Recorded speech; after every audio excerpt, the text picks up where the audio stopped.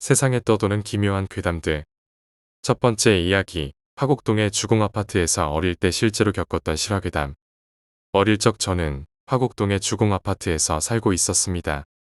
시범아파트라고 해서 서양식 마당이 있는 단층 주택과 3층짜리 아파트로 이루어져 있는 크지도 작지도 않은 아파트 단지였습니다. 저는 그 마을이 마음에 무척 들었습니다. 사람 냄새 나는 아담한 단지가 지금도 가끔 기억이 나요. 낮에는 6살이던 동생과 둘이서 집에서 놀곤 했어요. 부모님은 맞벌이 부부였고 우리 집엔 어린 우리들을 돌봐주시던 아주머니가 오셔서 밥도 주시고 청소도 해주셨어요. 우리가 자주 놀던 놀이방은 문손잡이가 부서져 있었습니다. 집이 낡아서 놀다가 부숴버린 것 같아요. 손잡이는 빼버리고 문을 닫을 수 있도록 닫히는 곳에 뭔가 끼워놓고 테이프로 붙여놓았었어요. 문은 안으로 열리는 구조였기 때문에 빨랫줄로 고리를 만들어 두었어요. 잡아당기면 문이 안으로 열리도록. 그날도 우리는 그 놀이방에서 문을 닫고 놀고 있었습니다. 집엔 아무도 없었어요. 아침부터 점심까지 놀고 있었는데 동생이 소변이 마렵다고 화장실 갔다 오겠다고 했어요. 그런데 문이 안 열린다고 하는 겁니다. 고리를 당겨서 문을 열려고 했지만 고리가 문이랑 같이 끼어서 밖으로 나가 있었습니다. 그래서 문이 안 열렸던 것이지요. 안으로 열리는 문이라 당겨서 열어야 했는데 고리가 없으니 당길 수 있는 것이 없었습니다.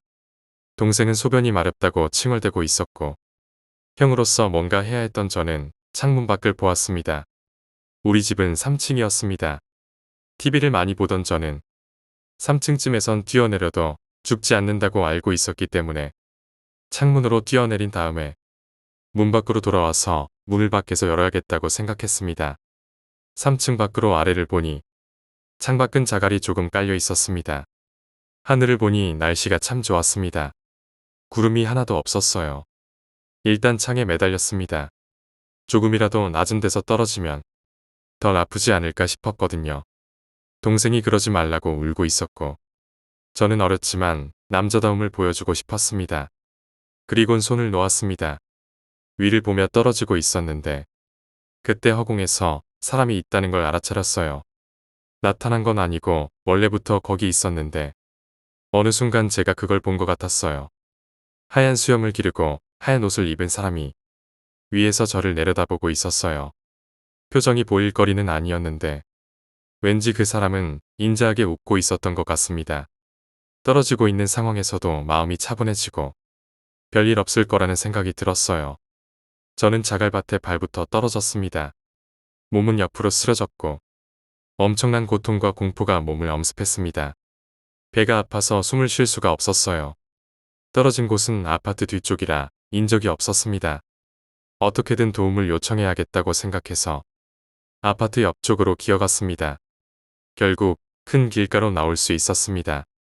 그때 우릴 봐주시는 아주머니가 언덕에서 올라오시다가 저를 발견하셨어요. 저는 병원으로 실려갔습니다. 부러진 곳은 없었고 팔에 금이 조금 갔다고 했어요. 그 수염 할아버지는 누구였을까? 왜 거기 있었을까? 그런 생각을 했지만 어른들에게 물어봐도 놀다가 떨어진 아이의 말은 믿어주지 않았습니다. 어릴 때는 그 할아버지 덕분에 무사했던 거라고 생각했었는데 지금 생각해보면 그때 전 가벼웠고 발부터 떨어졌기에 크게 다치지 않은 거라고 생각합니다. 그 할아버지도 죽지 않는 걸 알고 웃고 있던 건 아닐지. 그분은 누구였을까요? 요약하자면 어린 시절 화곡동의 주공아파트 단지에서 살았는데 마당이 있는 단층 주택과 3층짜리 아파트로 이루어져 있었고 그곳이 마음에 들었습니다. 어느 날 저와 6살 동생은 집에서 놀다가 방문고리가 고장나서 밖으로 나갈 수 없게 되었습니다. 화장실이 급한 동생을 위해 3층 창문에서 자갈이 깔린 바닥으로 뛰어내렸고 떨어지는 중에 하얀 수염을 기른 사람이 웃고 있는 것을 보았으나 실제로는 그냥 무사히 착지한 것으로 생각합니다. 두 번째 이야기, 홍콩 괴담. 홍콩에는 중언절이라는 날이 있습니다. 사람들이 말하길 그날은 음기가 강해서 귀신이 거리를 돌아다닌다고 합니다. 홍콩 사람들은 거리에 돌아다니는 귀신들을 위해서 향을 피우거나 제사 음식을 장만하고 종이돈을 태우면서 귀신들을 달랜다고 합니다. 그래서 밤거리로 유명한 홍콩도 그날만큼은 다들 일찍 집으로 들어갑니다. 그날 저와 친구는 밤 10시 반쯤에 친구의 차를 타고 호텔로 돌아오는 중이었습니다. 가는 도중 공중 화장실 앞에서 어떤 여자분이 배를 움켜잡고 택시를 잡으려고 하고 있었습니다. 차도 없는 거리에서 그냥 지나치기 어려워 차를 세우고 그녀를 태웠습니다. 그녀의 배는 만삭인 것처럼 불러 있었고 심한 통증을 느끼셨습니다. 저희는 근처 병원으로 차를 돌려야 했습니다. 그녀가 조금이나마 편한 자세를 취하게 하려고 뒷자리에 눕혔고 한참 달리는데 갑자기 승용차 뒷문이 열리는 소리가 났습니다. 깜짝 놀라 뒤를 돌아보니 그녀가 사라져 있었습니다. 저희는 너무 당황해서 곧바로 차를 돌렸고 혹시 길에 쓰러져 있지는 않을지 왔던 길을 되돌아갔습니다. 하지만 그녀는 보이지 않았고 계속 되돌아가 저희는 어느새 그녀를 처음 보았던 공중 화장실 근처까지 왔습니다. 그런데 그때 너무 놀라 숨이 막히는 줄 알았습니다. 공중 화장실 앞에서는 아까의 그 임산부가 배를 움켜잡고 택시를 잡으려 하고 있었습니다. 혹시라도 그녀가 저희를 쳐다볼까봐 곧바로 길을 돌렸습니다. 너무 생생한 경험이라 지금도 잊혀지지 않습니다. 중언절에 일어난 우연이라고 생각하고 싶습니다. 세 번째 이야기, 소름 끼치는 그녀. 어떤 동네든 간에 공적 기록이 없는 집들이 있어 주변에 사는 누구도 언제부터 창문이 판자들로 막혀 있었는지 모르는 그런 곳 말야. 전에 누가 살았는지 찾을 수도 없고 어떤 개인이나 단체도 그 집이 있는 부지에 대해 권리를 주장하지 못하는 그런 곳. 그래도 집에 들어갈 땐 항상 1층 뒤쪽 창문을 통해서 들어와. 절대 바깥쪽 문은 건드리지 말고 그렇게 집 안으로 들어오면 먼지 속에서 오래전 그곳에 살았었던 사람들의 흔적을 보게 될 거야. 납작해진 상자, 엎어진 아기 침대, 그리고 군데군데 벗겨진 카펫 바닥까지. 그리고 예외 없이 침실에는 버려진 더블 매트리스가 놓여 있을 거야. 쥐나 바퀴벌레나 동물 배설물 같은 건 오히려 보이지 않을 걸. 오히려 해충들이 이곳은 오면 안 된다는 걸 더 잘 알고 있으니까. 이곳은 바로 그녀의 신성한 공간이거든. 처음에 올 때는 이 집에 들어올 때 꼭 필요한 물품들만 가지고 와. 그러고는 침실을 찾은 다음에 중앙에 서서 먼지가 쌓인 바닥 위로 발 주변에 끊기지 않은 원을 그려. 안전하게 하려면 지름 한 1m 정도가 좋을 거야. 그런 다음 출구를 바라보고 이렇게 크게 외쳐. 재물을 바치고 싶습니다. 기쁘게 받아주실 건가요? 그러고는 최대한 빨리 집에서 떠나. 다음 밤이 아득해질 때까지는 절대 돌아와선 안 돼. 이번엔 못이랑 망치 빈병. 날이 잘 들고 견고한 칼 한 자루. 그리고 횃불을 챙겨와야 돼. 저번에 들어가던 방법으로 들어오고. 침실에 있던 매트리스 기억나지? 거기에 누군가 자고 있을 거야. 깨울까봐 걱정하지 않아도 돼. 그 여자는 너를 위해 처리되어 있는 거니까. 자고 있는 여자를 등 쪽으로 뒤집은 다음 경정맥을 잘라. 최대한 피를 모으는 걸 잊지 말고. 그러곤 이 방을 포함해서 이 집에 있는 모든 방 바닥에다가 그 피를 조금씩 부어야 해. 하지만 피를 어느 정도 남기는 건 잊어선 안 돼. 그 일이 끝나면 같은 방법으로 집을 나간 다음 다시 창문에다가 판자를 박아 넣어. 그러곤 집으로 걸어가. 가는 길에 누구랑도 대화하지 말고 집에 도착하면 남아있는 피 약간의 오른손을 살짝 담그고 방금 들어온 너희 집의 문 손잡이에다가 대고 문질러. 피가 여전히 남아있다면 나머지는 무조건 길 어디에든 부어야 돼. 하지만 절대 하수구에다가는 붓지 말고 너가 사용했던 칼은 절대 다시 사용해선 안 되고 땅에다가 묻어야 돼. 죽인 흔적을 감추려고 노력하지 않아도 돼. 다음에 집을 나설 때 문고리에 발라놨던 피도 다 사라져 있을 거고 너가 저지른 살인도 아무런 영향도 끼치지 않을 테니까. 그녀의 사원을 떠난 그 시점부터 DNA 증거도 다시는 너가 사건에 연루되었다고 나오지 않을 거고 법도 널 건드리지 못할 거야. 카메라에선 너의 얼굴만이 뿌옇게 보일 거고 넌 이제 그녀의 보호 아래 있게 된 거야. 제대로 된 집을 찾는 것만 잊지 마. 네 번째 이야기, 바닷가 괴담. 평소 친하게 지내는 회사 동료가 어째서인지 바다에 가는 것만큼은 한사코 거절합니다. 이유를 물어봤지만 별로 말하고 싶어 하지 않는 기색이었기 때문에 궁금해서 같이 술 한잔하면서 취한 다음에 캐물었죠. 그가 아직 학생일 무렵에 친구와 함께 여행을 갔었다고 합니다. 여행이라고는 하지만 어딜 정해놓고 가는 건 아니고 친구네게까지 셋이서 차를 타고 정처 없이 달려가는 마음 편한 것이었다고 합니다.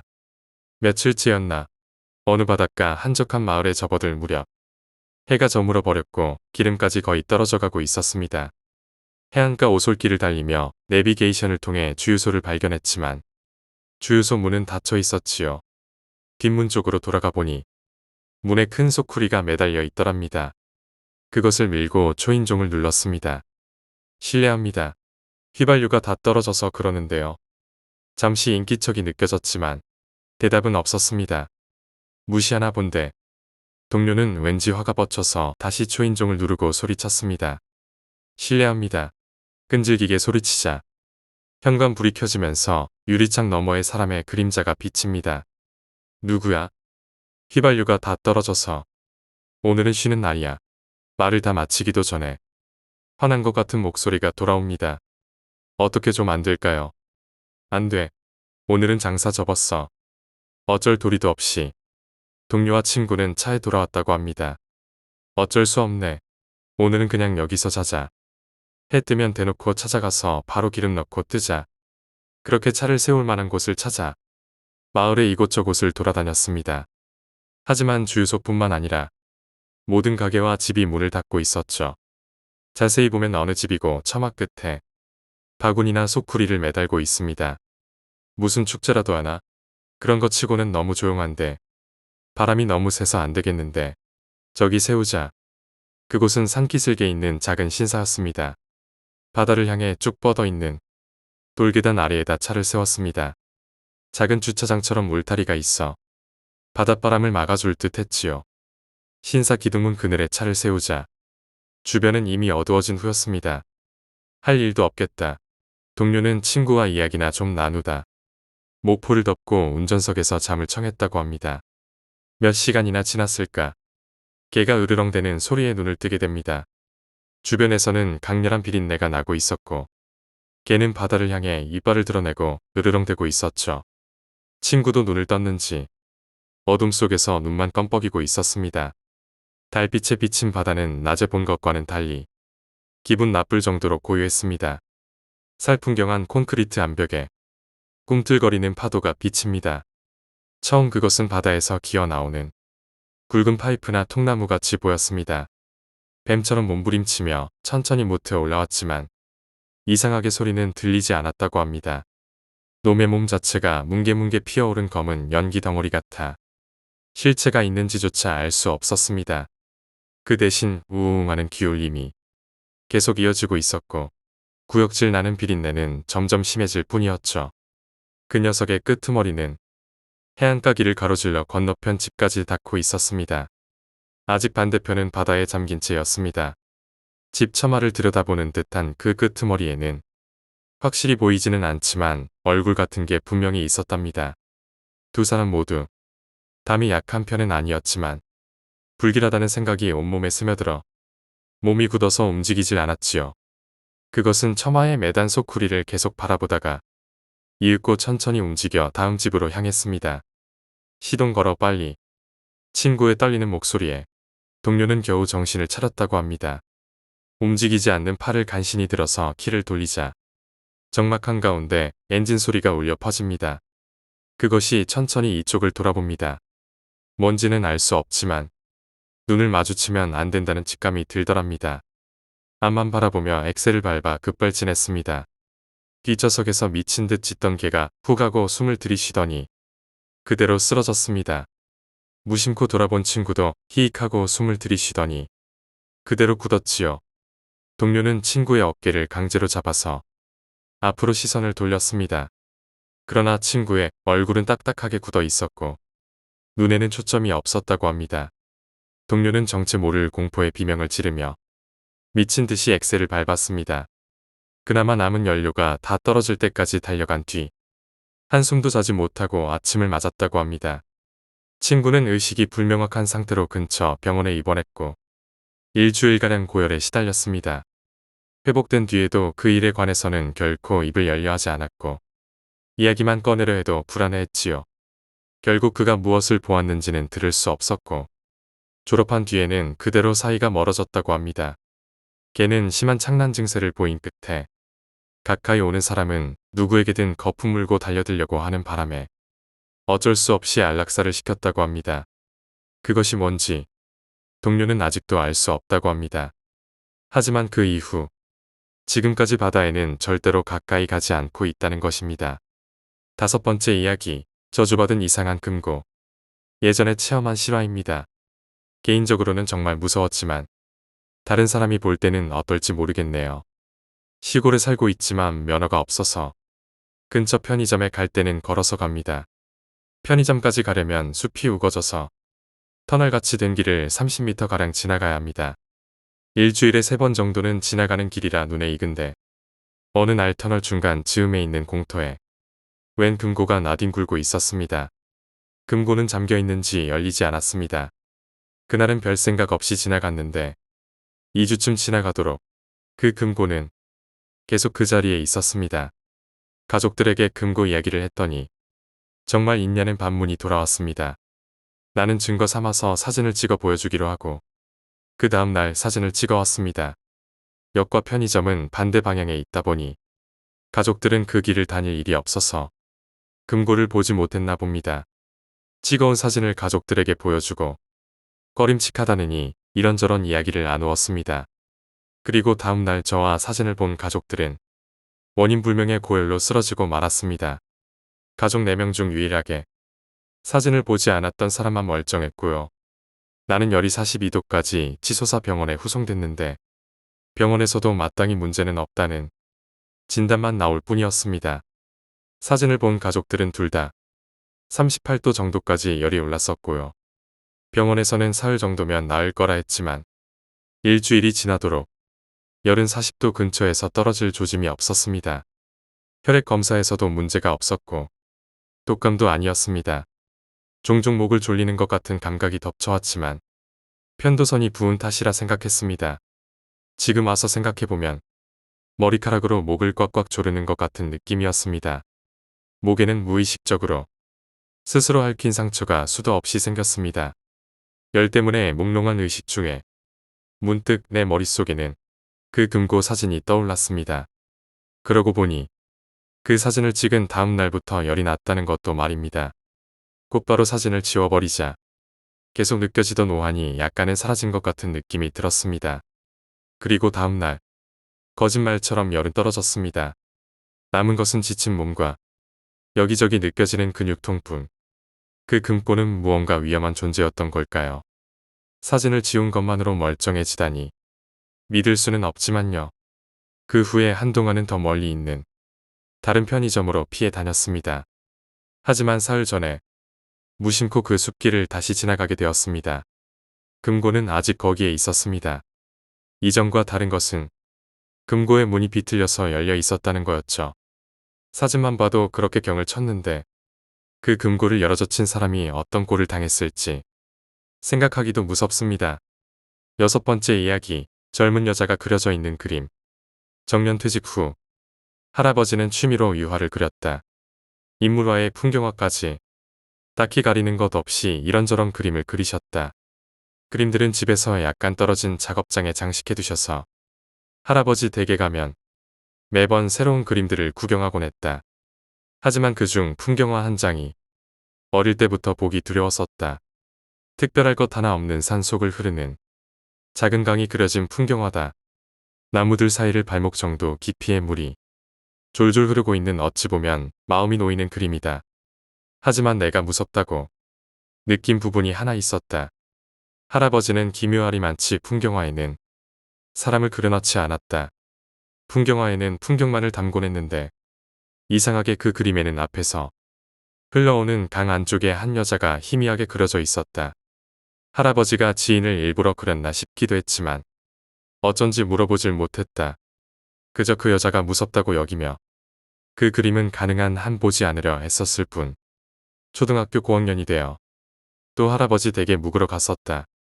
문득 함께 있던 형에게 그 그림에 있는 여자가 무섭지 않아? 라고 물어봤다. 형은 기억하지 못한다고 대답해 같이 그 그림을 보러 가게 되었다. 작업장에 도착해 이 그림이라고 형에게 가리켰지만 사람 같은 건 안 그려져 있잖아. 라는 대답이 돌아왔다. 자세히 보고 싶지는 않았지만 나는 손가락을 뻗어 여기 있잖아. 여기라고 직접 가리켰다. 하지만 형은 놀래려고 이상한 장난을 친다며 농담으로 받아들일 뿐이었다.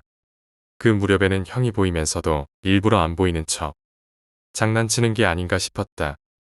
하지만 고등학생이 된 후 그 그림을 봤더니 여자가 그림에서 사라져버린 게 아닌가. 여자를 마지막으로 봤던 건 중학교 3학년 때 여름이었다. 그때는 아직 그림 속에 여자가 있었다. 몇 번이고 봤었기에 단순한 착각은 아니라고 생각한다. 지금도 그때 그림 속에 보이던 여자를 떠올리면 묘하게 두려워진다. 7번째 이야기, 동창회. 어느 날 동창회 소식을 알리는 연락이 왔습니다. 중학교 동창회로 20살 때 한 번 만났던 친구들입니다. 어느덧 10년이 지나 이제는 30이 되었습니다.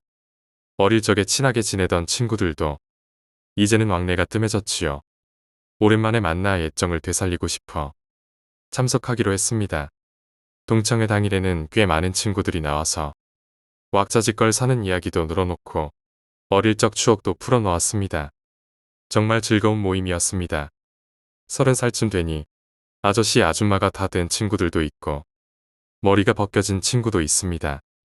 새삼 다들 나이를 먹어가고 있다는 것을 절실히 느꼈습니다. 나 스스로가 아저씨가 됐다는 것은 애써 무시하면서 말입니다. 결혼한 친구들이 꽤 많아서 아직 미혼이었던 나는 조바심이 나기도 했지요. 담임 선생님께도 연락을 드렸던 모양이지만疾병 때문에 거동이 어려우셔서 아쉽게도 오지 못하셨습니다. 식사하는 곳에서 가볍게 1차를 마친 뒤 2차는 술집으로 향했습니다. 절반 정도의 인원이 2차에 참여했습니다. 나도 다음날 일이 없었기에 조금 과음해도 괜찮다는 생각으로 2차에 따라갔죠. 조금 취기가 돌고 다들 1차 때보다 개방적이고 편한 마음으로 이야기를 하던 그때였습니다. 새로운 참가자가 나타났습니다. A였습니다. A는 중학교 시절 친구가 많지 않은 녀석입니다. 나 역시 그와 이야기했던 기억은 별로 없습니다. 하지만 10년 전 동창회에도 참석했었고 그때는 나름대로 잘 이야기를 나누었습니다. 다만 중학교 시절부터 겁먹은 듯한 태도라 이야기하다 왠지 모르게 말문이 막혀서 맥이 끊기고는 했습니다. 하지만 다들 술도 들어갔겠다. 기분이 거나해진 친구들은 A를 반갑게 맞이합니다. A잖아. 어떻게 된 거야? 안 죽었던 거야? B가 먼저 말을 건넸습니다. B는 나와 사이가 좋아서 지금도 가끔이나마 연락을 하는 몇 안 되는 동창입니다. 다른 친구들도 제각기 인사를 하면서 친근하게 말을 건넸죠. A는 B에게 이끌려 자리에 앉아서 가만히 있었습니다. 나는 A를 보고 새삼 놀랐습니다. 전혀 늙지 않았다는 생각이 들었기 때문이었습니다. 왠지 조금 힘이 없어 보였지만 10년 전 동창회 때 봤던 그 모습 그대로였지요. 이마가 조금 넓어져가는 내 입장에서는 그저 부러울 따름이었습니다. A는 이전보다도 더 과묵해져 있었습니다. 무언가 말을 걸면 고개를 끄덕이거나 맞장구는 치지만 말은 하지 않았습니다. 뭐 마실래? 하고 B가 물었지만 고개를 끄덕일 뿐 대답이 없었습니다.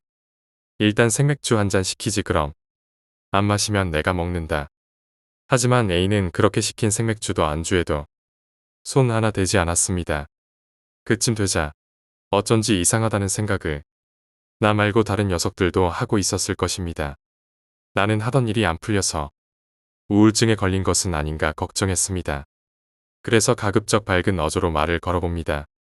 그나저나 너는 늙지도 않았네. 부럽다. 나는 완전 아저씨가 다 됐어. A는 애매하게 웃으며 고개를 끄덕거릴 뿐이었습니다. 그러자 다른 친구 몇도 거들었습니다. 그러니까 딱 알아보겠더라니까. 하나도 안 변했어. 뱀파이어라도 되는 줄 알았네. 안 늙는 체질도 있더라니까. A는 여전히 웃고만 있습니다. B도 한마디 거들 생각이었는지 입을 열었습니다. 혹시 A는 진짜 사람이 아닌 거 아냐? 결코 바보 취급하거나 진심으로 그렇게 생각한 건 아니었고 그저 농으로 던진 말이었죠. 하지만 이 말 한마디에 이제껏 미소만 띠던 A의 표정이 달라졌습니다. 다리를 부들부들 떨기 시작하더니 눈을 크게 뜨고 바닥을 내려다봤습니다. 그 모습에 놀랐던 B는 곧바로 내가 말 실수를 했나 보네. 기분 나빴어. 미안 하고 사과를 했습니다. 하지만 그런 것은 안중에도 없는 듯 A는 계속해서 벌벌 떨고 있을 뿐이었죠. 다른 녀석들도 이상한 낌새를 눈치챈 듯 다들 이쪽을 바라봤습니다. 마음에 병이 있는 게 아닌가 싶어서 안타까웠습니다. 하지만 한편으로는 냉정하기 짝이 없게 B의 가벼운 농담에 과민 반응에서 분위기를 깨버린 A를 책망하는 마음도 있었습니다. 진짜 미안해. 마음 풀고 다시 마시자. B는 다시 사과합니다. 다른 녀석들은 아까 일은 잊은 듯 다시 잡담을 시작했지요. 하지만 A의 떨림은 점점 커져서 의자가 덜그럭거리는 소리를 내기 시작했습니다. 아무래도 안 되겠다 싶어 나도 말을 걸었습니다. 야, 괜찮냐? 그러자 A가 기묘한 행동을 하기 시작합니다. 웃는 듯 화난 듯한 표정으로 자신의 손등과 손등으로 손뼉을 치기 시작했습니다. 짝짝짝 하고 일정한 박자로 박수를 칩니다. 뭐야 이거 진짜 무섭네. 라고 생각하자마자 A는 귀청이 찢어질 정도로 절규를 내던지곤 그대로 달아났습니다. 그 순간의 모습은 지금도 잊을 수가 없습니다. 마치 괴물 같던 그 얼굴. 우리 동창회 멤버들은 물론이고 다른 손님과 점원까지 다들 놀라서 망연자실했습니다. 다시 술을 마실 분위기도 아니고 결국 그날은 그대로 모임을 끝내게 됩니다. 어느 날 갑자기 B에게서 연락이 왔습니다. 그 심상치 않은 모습이 마음에 걸리기도 하고 자기 때문인 것 같아 죄책감도 들어서 A네 집에 연락을 해봤다고 합니다. B는 A의 가족에게 동창회에서 있었던 일을 전하고 혹시 연락을 받은 것은 없냐고 물었다고 합니다. 하지만 가족의 반응은 예상외였습니다.